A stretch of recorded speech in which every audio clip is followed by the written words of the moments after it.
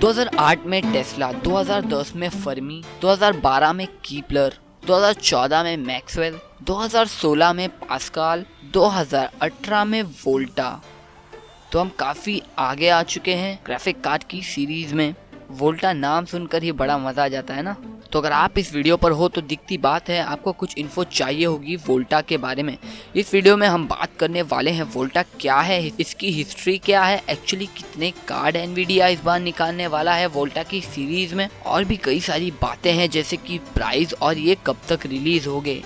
तो अगर आपको ये सारे क्वेश्चंस के आंसर चाहिए तो आप देखते रहिए इस वीडियो को, और आप इस वीडियो को पूरा देखना क्योंकि आप लोगों को इस वीडियो में बहुत सारी इन्फो मिलेंगी वोल्टा के बारे में। अभी तक जो कुछ भी हुआ है स्टार्ट से हम सारी बात करेंगे इस वीडियो में। तो मैं हूँ ऑल्ट और आप देख रहे हो ऑल्ट ट्रिगर यूट्यूब चैनल। तो विदाउट एनी फर्दर एड्यू चलो फिर शुरू करते हैं।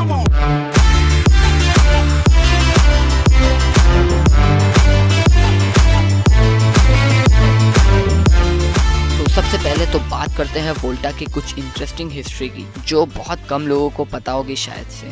तो क्या आपको पता है एनवीडिया ने उसका नाम वोल्टा कहाँ से लिया है? तो एक्चुअली ये नेम आया है बहुत पुराने फिजिसिस्ट से जिनका नाम था एलेसेंड्रियो गिउसेप्पी एंथोनियो एनास्टासियो वोल्टा। अब शायद मैंने इधर नाम रॉन्ग बोल दिया हूँ तो भाई माफ़ कर देना। इन शॉर्ट एलेसेंड्रियो वोल्टा तो ये एक फिजिसिस्ट थे, केमिस्ट थे और Pioneer of electricity and power भी थे। बट ये वो आदमी भी थे जिन्होंने इलेक्ट्रिक बैटरी का इन्वेंशन किया था। तो ये नाम उन्हीं से आया है। और एक बात है जो शायद कुछ लोग को पता हो, बट ये जो माइक्रो आर्किटेक्चर है ये एनवीडिया पास्कल से पहले रिलीज़ करने वाली थी। अभी जो हमें 10th जनरेशन के CPUs है उससे पहले वोल्टा से रिलीज़ होने वाली थी, बट ऐसा हुआ नहीं। एनवीडिया को ये आर्किटेक्चर कंप्लीट करने में बहुत टाइम लग गया। मार्च 2013 में एनवीडिया ने बोला कि उनका फ्यूचर रोड मैप एम्बिशन है ये आर्किटेक्चर और वोल्टा पास्कल का सक्सेसर होगा फ्यूचर में। और फिर उनके बदले हमें एनवीडिया के पास्कल देखने मिले। तो ये थी कुछ बातें वोल्टा की हिस्ट्री के बारे में। अब फिलहाल की बात करते हैं। तो मार्च 2017 में ये बात निकल कर आई थी कि TSMC जो इस माइक्रो आर्किटेक्चर पर काम कर रहे हैं वो वोल्टा को 12 नैनोमीटर की टेक्नोलॉजी पर बिल्ड कर रहे हैं। अब इस बार बहुत सारी चीज़ों में इम्प्रूवमेंट हुई है टेस्ला GV100 आर्किटेक्चर में। और यहाँ पर टेस्ला जो V है ये स्टैंड करता है वोल्टा को। इससे पहले ये GP100 था, वहाँ पर P स्टैंड करता था पास्कल जनरेशन को। तो अब मैं आपको इसलिए ये बोल रहा हूँ ताकि आप और भी अच्छी तरीके से इन नंबर्स से फेमिलियर हो जाओ और आप लोगों को कोई भी कन्फ्यूजन ना रहे इन नंबर को देखने के बाद। तो जैसे कि मैंने आपको पहले बोल रहा था कि इस बार काफ़ी सारी चीज़ों में इम्प्रूवमेंट हुई है, जैसे कि कूड़ा कंप्यूट कैपेबिलिटी 7.0 मिल रहा है हमें इस बार, हाई बैंडविड्थ मेमोरी 2। तो ये इन शॉर्ट हम इसको HMB2 भी बोलते हैं, जो कि आपके VRAM को और भी अच्छी हाई बैंडविड्थ के साथ ऑपरेट कर सकता है। फिर उसके बाद NVMe 2.0 जिससे कि आपको और भी अच्छी स्पीड मिलेगी आपके CPU और GPU की कम्युनिकेशन में, मतलब कि वो और भी अच्छी तरीके से कम्युनिकेट कर पाएंगे एक दूसरे से और मिलजुल कर काफ़ी अच्छी तरीके से काम कर पाएंगे। और ये SLI जैसी जगहों पर भी आपको काफ़ी काम में आएगा। मतलब कि अभी हम इधर देखें, अब इधर हम SLI को ही ले लेते हैं फॉर एग्जांपल। अगर आप 2 GPU लगाते हो अपने PC में तो आपको एक की फुल परफॉर्मेंस मिलती है और एक की आपको फुल नहीं मिलती है। तो अभी भी आपको फुल नहीं मिलेगी, लेकिन आपको कुछ हद तक पास्कल की जनरेशन से काफ़ी अच्छी परफॉर्मेंस मिल सकती है इस बार वोल्टा की सीरीज़ में। इसमें एक और चीज़ है टेंसा कोर। तो बेसिकली ये लेयर्स होती है आपके CPU में जो आपके ऑपरेशंस को और भी अच्छी तरीके से प्रोसीड कर सकती है। अब ये बहुत सही चीज़ है क्योंकि टेंसा कोर की मदद से आपकी मशीन लर्न कर सकती है, यानी कि मशीन लर्निंग जैसी चीज़ें, डीप लर्निंग और ये वगैरह जितनी भी मेडिकल साइंस में भी आपको काफ़ी फ़ायदा देने वाला है ये टेंसा कोर। और ये VR वर्चुअल रियलिटी और AR ऑगमेंटेड रियलिटी दोनों को ही बहुत फ़ायदा देने वाला है। अब ये मेरे हिसाब से मेन फीचर है टेस्ला V10 को टेस्ला P10 से आगे ले जाने के लिए। प्योर वीडियो, तो अब ये वो चीज़ है जो काम में आती है आपके वीडियो डिकोडिंग में। इससे भी आपको काफ़ी इम्प्रूवमेंट देखने मिल सकती है। तो इस बार वोल्टा में हमें जो प्रोसेसर का साइज़ मिला है वो बहुत मैसिव है। अब इधर मैसिव बोले तो लिटरली मैसिव है। हमारे जो हाई परफॉर्मेंस चिप थी पहले की, उनने कभी 600 mm का मार्क क्रॉस नहीं किया, बट इस बार वैसा नहीं है। एनवीडिया ने इस बार 800 mm की चिप बनाई है जो सीरियसली बड़ी है और अब ये लास्ट साइज है। शायद एनवीडिया इससे आगे और बढ़ा ना पाए अपनी चिप को, मतलब इससे और ज़्यादा बड़ी ना कर पाए अपनी चिप्स। तो आपको कुछ आइडिया लग गया होगा कि इस बार बहुत सारी इम्प्रूवमेंट हुई है और रिलेटिवली आपको जो इम्प्रूवमेंट ज़्यादातर देखने मिलती है वो आपको ऑगमेंटेड रियलिटी, वर्चुअल रियलिटी, ये सारी जगहों पर ज़्यादा आपको इम्प्रूवमेंट देखने मिलती है। तो अब बात करते हैं कौन से कार्ड आने वाले हैं, क्या क्या एक्सपेक्टेशंस हम रख सकते हैं इस बार। और ये सब कंफर्म्ड तो नहीं है एनवीडिया की तरफ से, बट ये सारे रूमर्स है कि ये सारे कार्ड्स आने वाले हैं। कुछ कार्ड कंफर्म्ड हो गए हैं कि ये आएंगे। तो आफ्टर सम टाइम आप लोगों को इन सब में से कुछ कार्ड्स देखने मिल सकते हैं अपने इंडियन मार्केट में। तो जैसे कि आपको पता है एनवीडिया अपने लो एंड कार्ड्स और टीआई कार्ड्स कुछ टाइम बाद रिलीज़ करता है। फॉर एग्जांपल हमारा GT 1030 और GTX 1080 Ti और GTX 1070 Ti, ये सब कार्ड्स कितने बाद में आए, रिलीज़ के बाद में, पास्कल की जनरेशन के। पहले इन कार्ड के बारे में एनवीडिया ने कुछ जिक्र तक नहीं किया था, तो अभी भी वैसे ही हो सकता है कि ये 2030 और बाकी के Ti के कार्ड्स बाद में रिलीज़ करें। तो अब आते हैं वीडियो की मेन टॉपिक पर। तो कौन से कार्ड्स एनवीडिया अभी रिलीज़ करने वाला है इस बार। तो अभी हम इधर ऊपर से नीचे आएंगे स्पेक्स और इवन प्राइस के साथ। सो हम टाइटन V के बारे में बात नहीं करेंगे क्योंकि आप लोगों को पता है कि टाइटन V हमारे काम का नहीं है, बहुत महंगा है, खाली फुकट की महंगाई बढ़ा के रखी उस कार्ड में, बस का नहीं है, अपने उससे दूर ही रहो टाइटन V से। अब इधर मेरा मेन रीज़न ये नहीं है उसको नहीं बताने का, मैं आपको इसलिए नहीं बताना चाहता इस कार्ड के बारे में क्योंकि ये कार्ड एक्चुअली रिलीज़ हो गया है December 7 को। एक्चुअली लाइनस ने इस कार्ड के ऊपर एक वीडियो भी बनाया था, कुछ 5 दिन पहले उसने वीडियो ड्रॉप किया था अपने चैनल पे लाइनस टेक टिप्स पर। अगर आप देखते हो तो आपको पता ही होगा, तो मैं आपको उस वीडियो की लिंक दे देता हूँ डिस्क्रिप्शन में, अगर आपको चेक करना है तो चेक कर लेना। और guys you will be surprised after seeing that video. अभी मैं आपको इसलिए कुछ बोलना नहीं चाहता हूँ उस बारे में, बस इतना ही बोलूँगा, I am very disappointed guys. Titan V इतना पता नहीं बाकी के कार्ड्स कैसे परफॉर्मेंस देंगे, तो आप वीडियो देखो, आप समझ जाओगे कि मैं क्या बात कर रहा हूँ। सो एनीवेज हम बात करने वाले थे स्पेक्स की। तो सबसे पहले हमारे पास है हमारा GTX का 2080 Ti। तो इसमें हमें 3384 CUDA कॉल्स देखने मिलती है। आपको इस पर 700 MHz की क्लॉक स्पीड मिल जाएगी। 384 बिट का कार्ड है और आपको GDDR5X का इसमें मेमोरी टाइप मिल जाती है जो कि 10 GHz पर क्लॉक्ड है।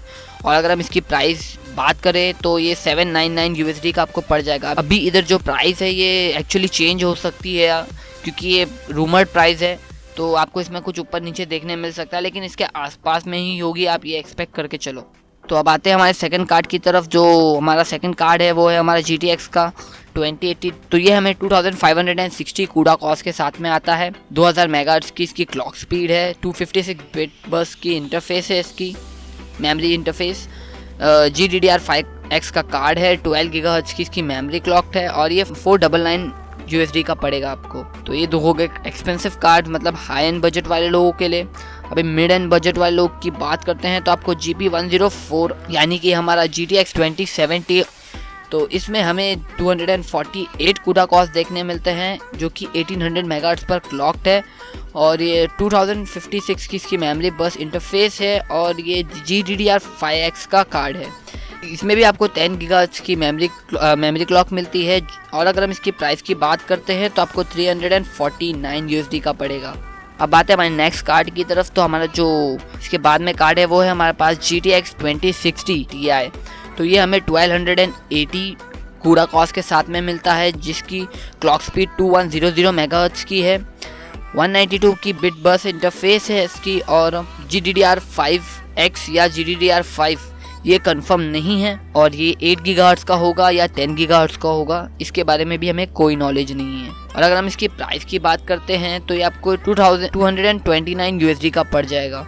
इसके बाद में आते हैं हमारे पास है GTX 2060। इसमें हमें 1024 CUDA कॉस्ट देखने मिलती है, 1900 MHz की इसकी मेमोरी क्लॉक स्पीड है, 192 बिट्स की इसकी मेमोरी इंटरफेस है, GDDR5X या GDDR5 इसमें भी कंफर्म नहीं है, 8 GHz से या 10 GHz से ये भी कंफर्म नहीं है। और अगर हम इसकी प्राइस की बात करते हैं तो आपको ये 179 US$ का पड़ जाएगा। अब इसके बाद बात करते हैं GTX 2050 का, जो कि बहुत सारे लोग इसका वेट कर रहे हैं एक्चुअली।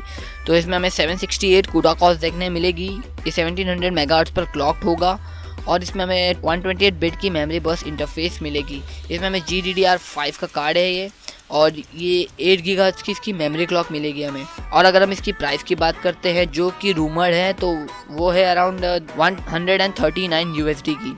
तो जैसे कि आपने नोटिस ही किया होगा, इस बार हमारे पास 2050 Ti नहीं है, तो बहुत लोगों का दिल टूट गया होगा कि 2050 Ti नहीं आ रहा है। तो उसमें कोई वैसे प्रॉब्लम तो नहीं है, वैसे भी फ्यूचर में गैप फिल करेगा एनवीडिया, इतनी तो मुझे गारंटी है कि वो हमेशा से करता आया है। As a low budget gamer मुझे छोटे कार्ड्स ज़्यादा इंटरेस्टिंग लगते हैं, और मुझे ये भी पता है कि हमारे ज़्यादातर जो सब्सक्राइबर्स हैं वो भी वोल्टा सीरीज़ के छोटे कार्ड्स का ही वेट कर रहे हैं। अब इधर छोटे कार्ड से मेरा मतलब है जी 2050 और 2060, समझ रहे हो। और फिर कुछ हाई एंड कार्ड्स हैं जो मिड टू हाई लेवल वाले लोग 2070 और 2080 Ti, ये मेरे हिसाब से काफ़ी अच्छे कार्ड्स हैं। और मैं एक्चुअली 2030 का भी वेट कर रहा हूँ। अगर एनवीडिया रिलीज़ करता है कुछ टाइम में 2030, तो मैं डेफिनेटली आपको उस पर एक रिव्यू दूंगा, क्योंकि मैं वो पर्सनली लेना चाहता हूँ अपने लिए। तो अगर आप ये कार्ड के लिए रुक रहे हो तो आपको ये बात तो ध्यान रखनी चाहिए कि इनको रेडी होने में बहुत टाइम लग जाएगा, तो आपको वेट तो करना ही होगा। तो अब बात करते हैं कौन से कार्ड्स अच्छे हैं, आपको कौन से कार्ड्स लेने चाहिए इनमें से। तो मेरे हिसाब से सबसे बेस्ट ऑप्शन, अगर आपके पास एकदम ही लो बजट है, तो 2050 के नीचे तो आप जा ही नहीं सकते हो, और वो काफ़ी अच्छा कार्ड है। फिर उसके ऊपर हम 2060 देखें तो आपको प्राइस में थोड़ा बम्प मिलता है, और साथ ही साथ आपको कूड़ा कॉस्ट में काफ़ी अच्छा बम्प मिलता है। तो मेरे हिसाब से ये कार्ड बहुत अच्छा होने वाला है 2060। और उसके बाद 2060 Ti, प्राइस में थोड़ा बहुत तो इंक्रीज दिखता है हमें, लेकिन कूड़ा कॉस्ट में इतना चेंज नहीं दिखता है। तो मेरे हिसाब से 1060 Ti is not a great value for money. फिर उसके बाद 2070 जो हमारे पास कार्ड है, उसकी प्राइस में आपको काफ़ी इंक्रीज दिखता है, और कूड़ा कॉस्ट में भी काफ़ी इंक्रीज दिखता है। तो मेरे हिसाब से ये भी एक काफ़ी अच्छा ऑप्शन होने वाला है प्राइस टू परफॉर्मेंस रेशियो पर।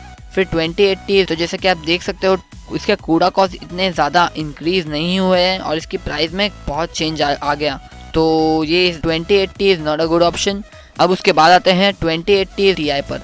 तो एक्चुअली आपको काफ़ी बड़ा इंक्रीज देखने मिलता है कूड़ा कॉस्ट में, प्राइस में भी आपको वैसे काफ़ी इंक्रीज देखने मिलता है। लेकिन अगर आप हाई लेवल के गेमर हो, मुझ जैसे बजट ओरिएंटेड नहीं हो, तो आप खरीद सकते हो। आप बहुत अच्छा कार्ड है मेरे हिसाब से 799 USD के लिए 3384 कूड़ा कॉस्ट देखने मिलती है हमें, तो बहुत बढ़िया बात है।